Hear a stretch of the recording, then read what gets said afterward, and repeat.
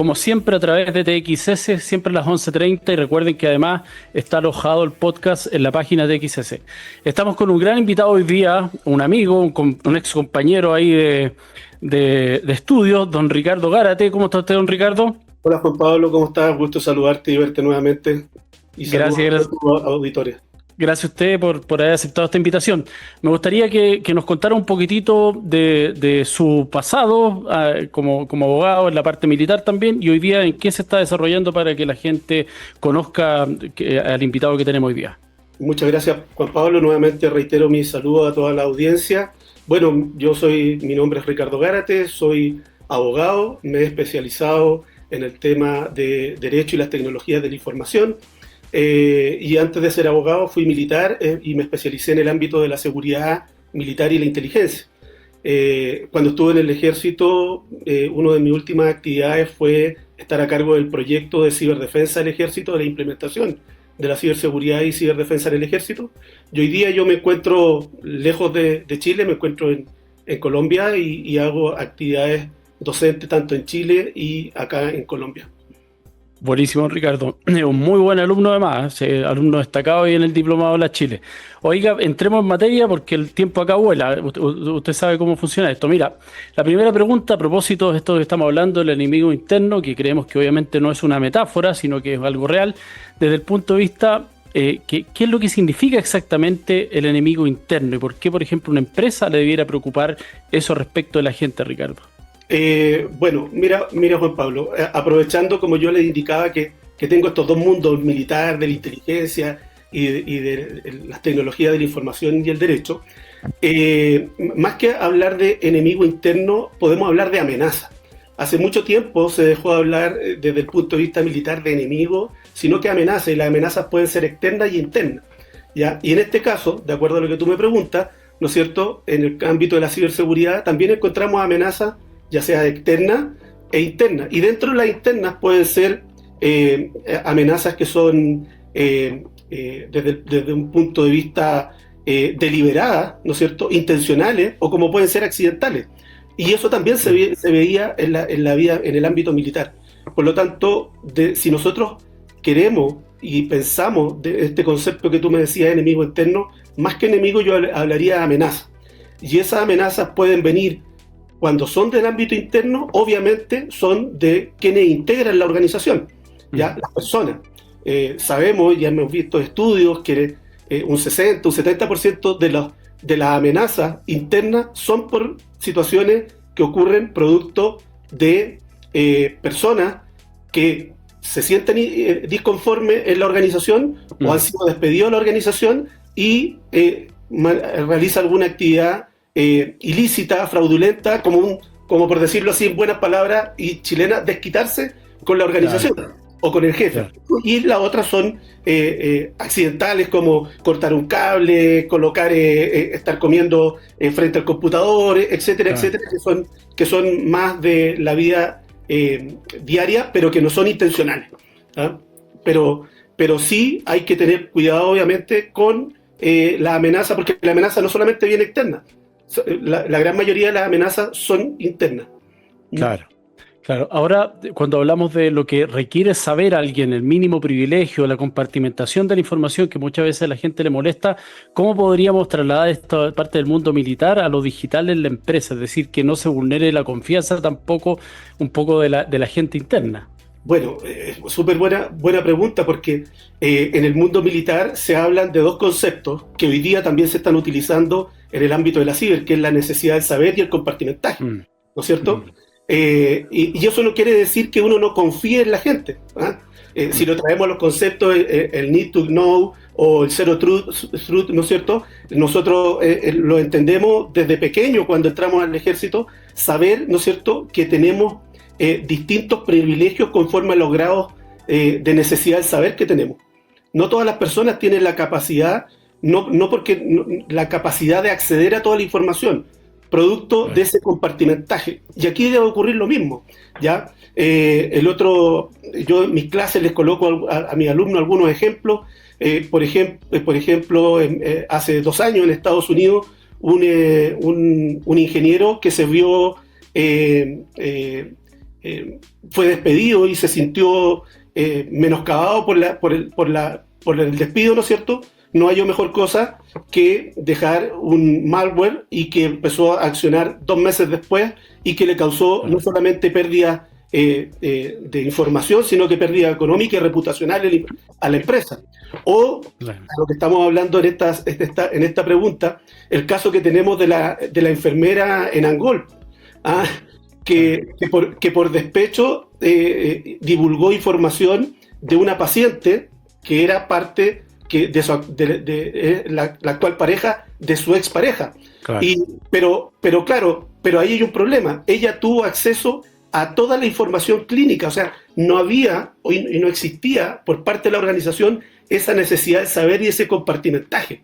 Claro, privilegios de acceso. Privilegios de acceso, como hoy día, Claro. por ejemplo, lo tienen los bancos, lo tienen las mismas policías.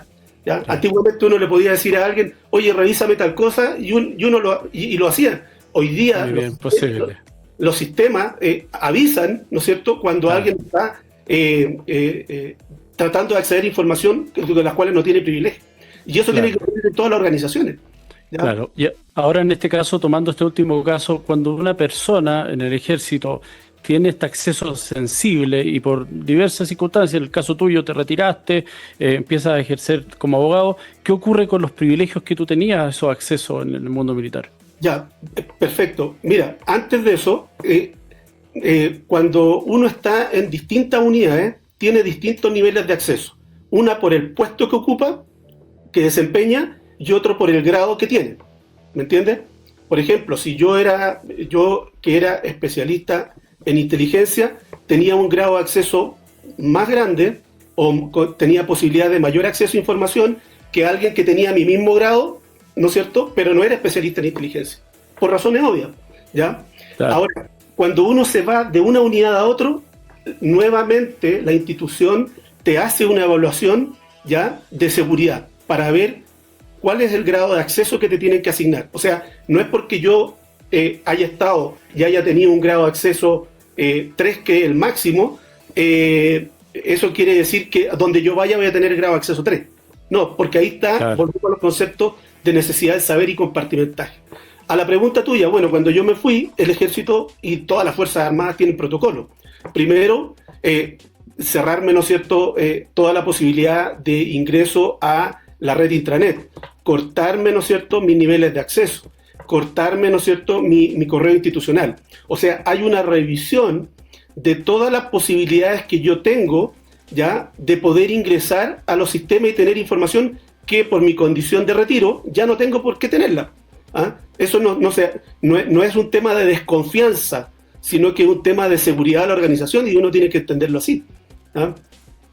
Mira Claro. que aprovechando eso, otro ejemplo, en México el año pasado leía que un ingeniero informático, que era el que administraba todas las claves de la empresa, fue despedido, pero era el único que administraba las claves y se las llevó. Y la empresa Claro. estuvo un mes sin poder funcionar. O sea, imagínate lo que es Claro. desde el punto de vista económico, reputacional y funcionamiento de una organización eso.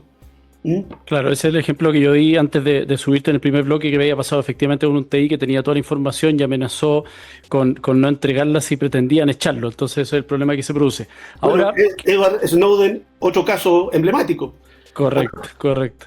Si el tema de los privilegios es clave. Y para ti, ¿cuál sería una recomendación que nos podrías dar desde el punto de vista de alguien que administra, la gerencia, que ejecuta en este caso, o el directorio que tiene que dar estas directrices del punto de vista protocolar para los privilegios? ¿Cuál sería tu mensaje para alguien que no tiene los conocimientos desde ese punto de vista? Bueno, mi mensaje sería que revisaran y actualizaran toda la información respecto al personal que trabaja en la organización. A veces por el día a día, ¿no es cierto?, pasa eso, que uno se va a una organización y, claro, lo despiden, le dan un buen abrazo, o si se va bien y si se va mal, le entregan el sobre azul, ¿no es cierto?, y esa persona se va, pero no se transmite la información a todos los que tienen que conocerla. A lo mejor, claro, el departamento de personal lo tiene, pero TI no lo tiene, y por lo tanto para TI esa persona sigue siendo la organización.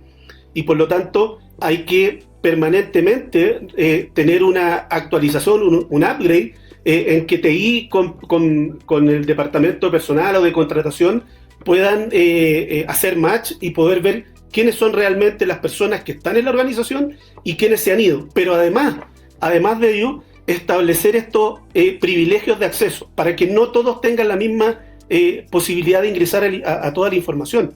Porque hoy día nuestro marco normativo que está implementándose, ¿no es cierto? Ley Marco de Ciberseguridad con la agencia, la Ley de Protección de Datos Personales, ¿ya? Y la misma Ley de Delito Informático, hoy día ya no es un tema administrativo, es un tema de preocupación de la organización porque tiene efectos legales. Claro, tiene un tema de cumplimiento.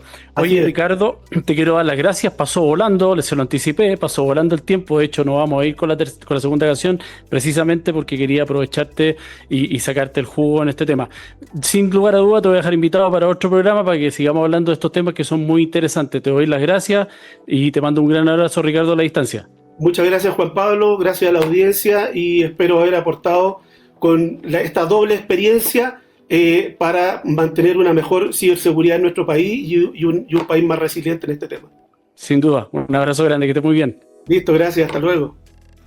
Amigos, como bien escucharon ahí a Ricardo, es importante esto, determinar cuáles son los privilegios. No, eso lo he visto yo incluso en algunas empresas así de seguridad, en materias de TI, que los departamentos no pueden compartir información respecto de clientes, bancas, clínicas. Hay un caso muy famoso que ocurrió ahí a propósito del que citó Ricardo con el tema de las fichas clínicas, que hizo bajar el precio de una acción. Cuando ingresó Horst Polman ingresó a una clínica, se filtró el estado de salud de él y eso hizo que cayera la acción de Cencosud. Esa es la gravedad que puede tener el no contar con los privilegios de acceso. El problema no es de la persona que comparte los privilegios, el problema es de la organización y en este caso el directorio, que no estableció una materia clara de procedimientos y de accesos a la información, sobre todo cuando es de materia sensible. Así que no es un tema baladí, no es un tema simple, es algo que hoy día nos debemos preocupar. Por ejemplo, en materia de código del trabajo, cuando yo tengo acceso a través de perfil biométrico o control de asistencia, eso no me habilita a mí para poder rastrear la actividad que realiza el trabajador. Es simplemente para realizar el control de asistencia y cumplir con normativa laboral. Así que eso lo debemos tener muy claro desde el punto de vista de la empresa, del directorio y de quien ejecuta en este caso los mandatos del directorio, que es la gerencia. Los dejo invitados para el próximo miércoles 10 de junio. Recuerden, el capítulo hoy día con Ricardo va a quedar a partir de mañana ya en TXS Plus, en el podcast. También está en el YouTube de Ciber Legal y recuerden seguir la columna mía en LinkedIn todos los lunes. Un abrazo grande y que tengan una buena semana.